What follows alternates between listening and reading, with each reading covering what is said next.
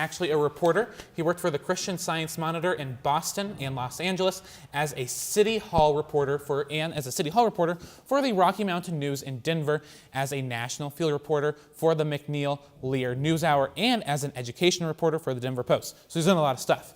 And after journalism, he worked in school public relations before starting his own public relations and strategic communication business. Please welcome Mark Stevens.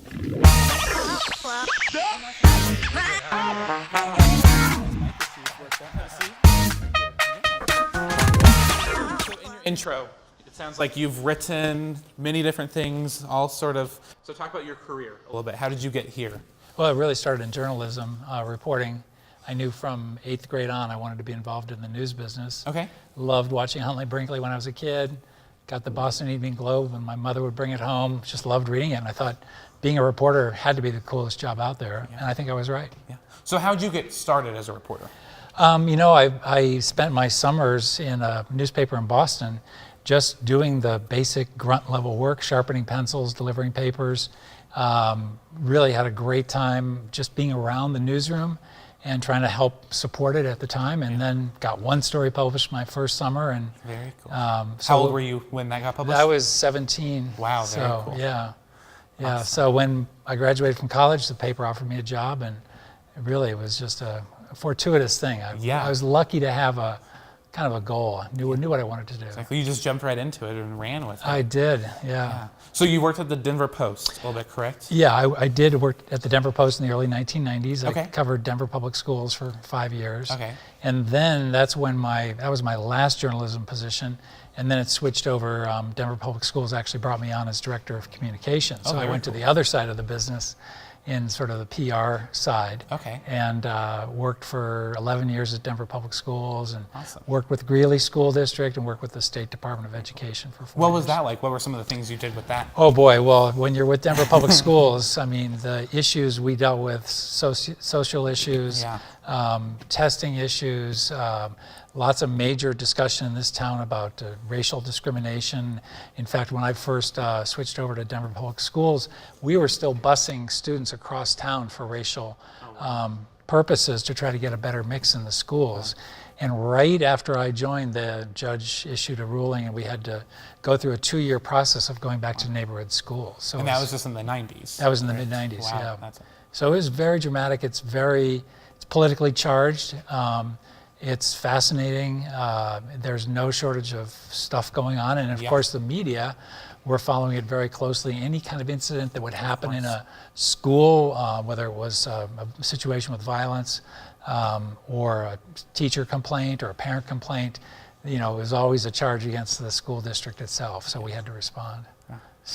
So now you're a fiction writer, but before we move on to that, I just have to ask, do you have your favorite story or a favorite thing you've covered over all these years of journalism? Wow. Well, I was lucky enough when I was with McNeil Lear NewsHour in the 80s.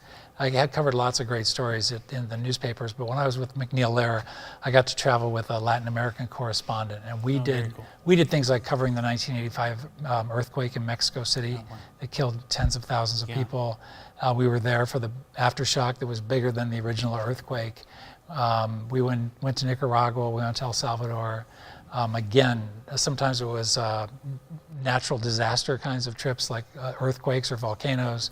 Other times it was doing fascinating political coverage with a guy who spoke fluent Spanish, and we could interview the president of Costa Rica or things like that. So it was very eye-opening. Yeah, it sounds awesome. Yeah. So now you're a fiction writer.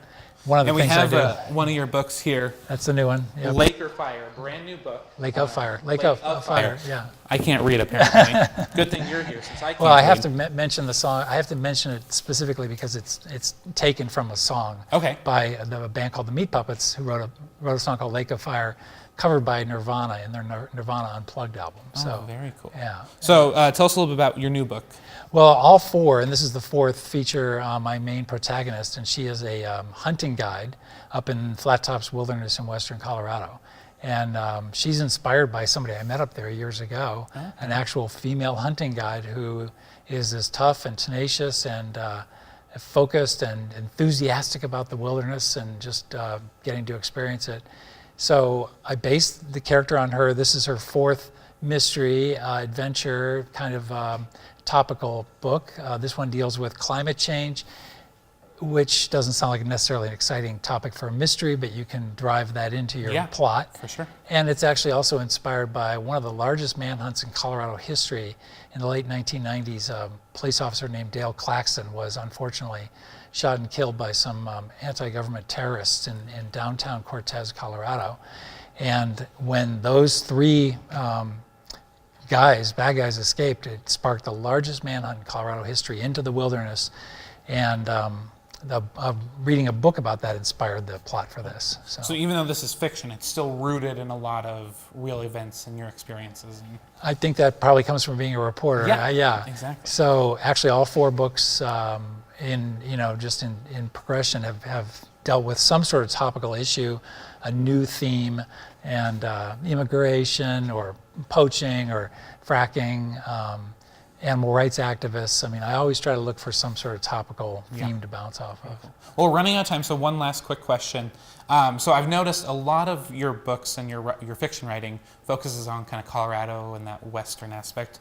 What's that like? Is that a passion of yours, or? It absolutely is a passion of mine. Having been here since 1980, so that you can see the change happening to Colorado, and I personally believe that what is happening in Colorado is within our control, and we are making decisions on a daily basis about the future of how our state's going to look, how we're treating our resources. I try not to take sides in these books. I just try to use them to lay out information and hopefully have an entertaining plot to go with it. But I really do think that the changing Colorado landscape is something we have to not take for granted. Yeah. All right. Well, thank you so much. That was wonderful. Thank you, Avery. Yeah. Thank you. All right.